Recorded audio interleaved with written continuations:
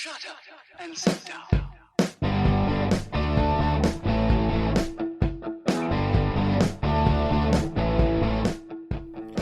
Welcome to Being on Stage, the only podcast that gives you motivation, inspiration, and confidence to be better on stage. No matter how you entertain, sing, dance, band, comedian, public speaking, MC, drag, burlesque, performance art, or street performer, this is the show for you. Hey, rock stars, Reggie Dawson, host of Being on Stage podcast. Welcome back. Thanks for tuning in and all that other good introductory stuff. Listen, yesterday I was a little doom and gloom. My apologies. I was going through a rough time. We put down my mom's dog on Saturday, August 16th, 17th. And it was a rough weekend. But listen, I'm back today. Mr. Positivity is back on your track. In the midst of everything this weekend, though, I was talking to my daughter. And those of you that don't know, we homeschool my 14-year-old. She just started high school. And we switched to full homeschool, which means we're in charge of her curriculum and teaching her and making sure she moves forward in her learning. And so far, so good. It's only been a week, though. So far, so good. And we were talking this weekend, and she likes to sing. And she doesn't like to admit that she likes to sing, but she does like to sing. And her friends think she's pretty good at singing and everything. And she doesn't really want to work on it, though. And I told her, I said, listen, just because you don't think you're good enough, and, Mr. Performance Coach coming out, I said, just because you don't think you're good enough does not mean you're not good enough. Your thoughts don't dictate, truth automatically. You are good enough. And I ended up saying, like, listen, music lessons, singing lessons, they're not in the cards right now. We just put out a whole bunch of money for curriculum and art supplies because she also wants to paint. And actually, she said that when she grows up, she wants to restore paintings, which I think is really cool, really admirable. And so we spent some money on some art supplies and stuff and getting ready for school. And homeschool is just as expensive as public school, by the way. For public school, you got to buy clothes and notebooks and pens and pencils, and we still got to buy notebooks and pens and pencils, but we also have to buy, all the supplies that you use in your science lab and your art class. We have to buy all those for home use. So singing lessons it's not able to happen right now, this semester, this year. But it's not to say we can't do it in the future, but she likes to sing. And I told her, I said, why not you? All the greats, all the great singers, and she's really into Billie Eilish right now. I said, they've had lessons. They've gotten help. They've had singing lessons. They've had vocal lessons. And I think that's like the same thing. It may not be. They've had performance lessons, just like I do. Like I told her, I was like, I coach people to perform, so that they can become the performer and the singer, or I coach dancers and others like circus type style acts and comedians and speakers and I coach everybody. But I told her, I'm like, everybody gets help. So you can download an app, you can watch YouTube videos, you can still work on singing. Just because we can't do singing lessons, just because, I can't afford to pay somebody $100 an hour to help you sing better right now, it doesn't mean you can't work at it yourself. I said, lessons are one thing, and it's kind of like she doesn't want to work at it. And so I'm trying to communicate to her that, like, it's not just going to happen for you. If this is something you want, like, it can happen, but you can't just wake up and start singing and be famous. Like, that's not how it's going to happen. You're going to have to put in some work and, take some lessons. And I kind of got the sense that she was in the mindset of, like, what's the point? And so I told her, I said, why not you? And I communicate the same thing to you, the podcast listener, why not you? So you may not be Beyonce, but you are John, the guitar player, or you are Stacy, this amazing singer that plays an oboe. I mean, I don't know. Whatever it is you do, you're you. So why not you?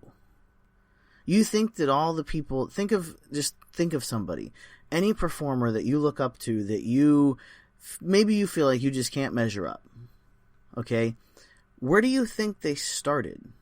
Like, I always use Beyonce as an example just because I think she's a universal icon. But we can use Madonna, Cher. I mean, I can use anybody. I can use the Beatles, whatever. Let's switch it up a little bit. Let's go Madonna. Why not? Okay. So Madonna came out, in the 80s or 70s. I don't even know when it was. I don't know my Madonna history very well. But it wasn't just like she woke up one day and became Madonna.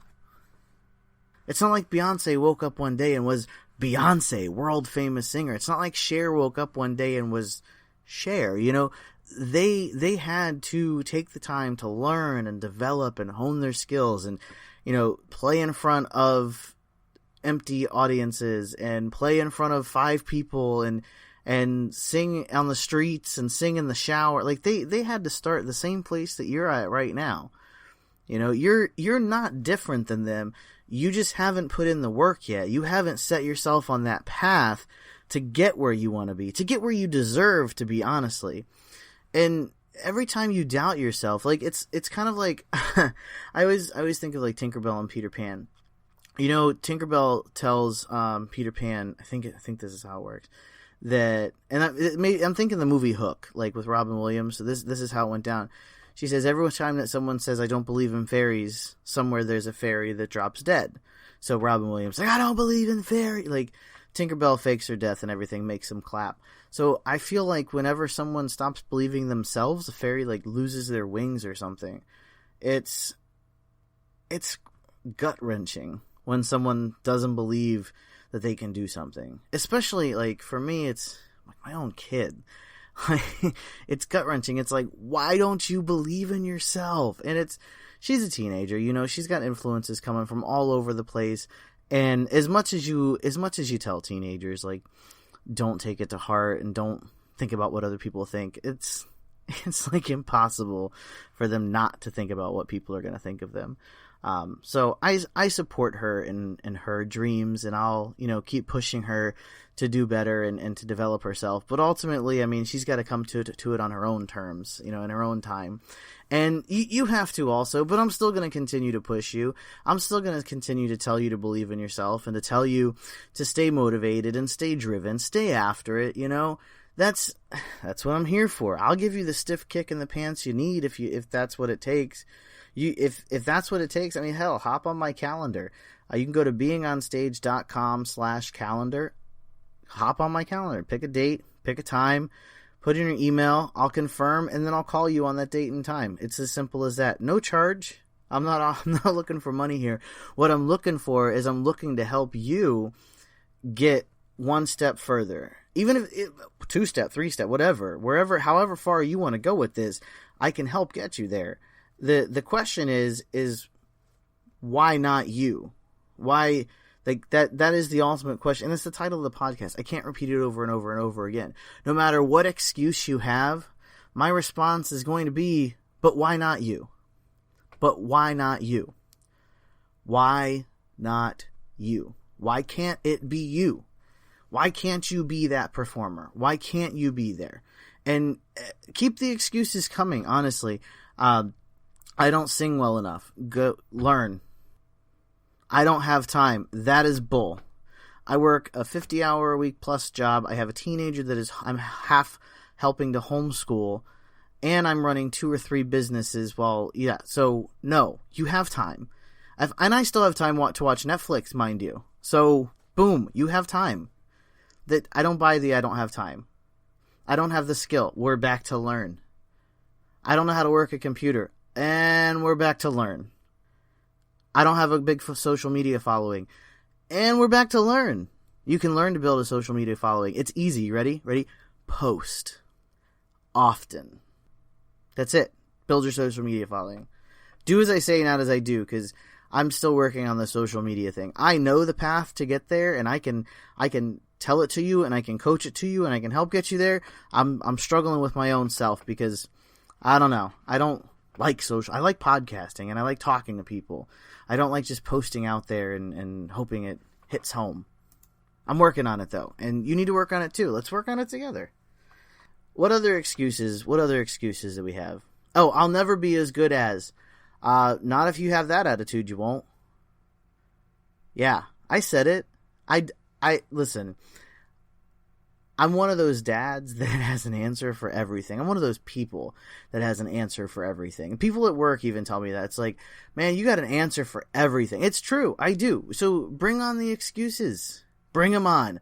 I will crush every single one of them, because the only excuse that it comes down to is you don't want it. That's what it comes down to. If you're not taking these steps and you're not battling these excuses yourself and figuring out ways around them, you don't want it bad enough. And you need to want it bad enough if you really want. If you're going to get there, if you're going to get to where you want to be, even if you're going to come close to where you envision yourself, you have to actually want this. You have to want it bad enough to pull yourself out of bed to do something every day. Yeah, you're going to miss a day. Yeah, life's going to happen. You know, your dog's going to get put down. You know, someone's going to go into the hospital. You're just going to be beat tired. You're going to have obligations to your family. Things are going to happen. But you need to make a commitment to yourself to do something every day. A commitment to yourself is sacred. And if you're going to get to be that performer and that artist that you envision in your head, the one that you know deep, deep down, and I know that you are fully capable of becoming, if you're going to get there, you got to want it. You got to be hungry. Hungry. I have to say it like that. Hungry. You got to be hungry, and you got to want it. And when you're at the point and you want it, hop on my calendar, beingonstage.com/calendar, and let's get you having it. If you're hungry, I got the ticket to your meal. Keep on shining.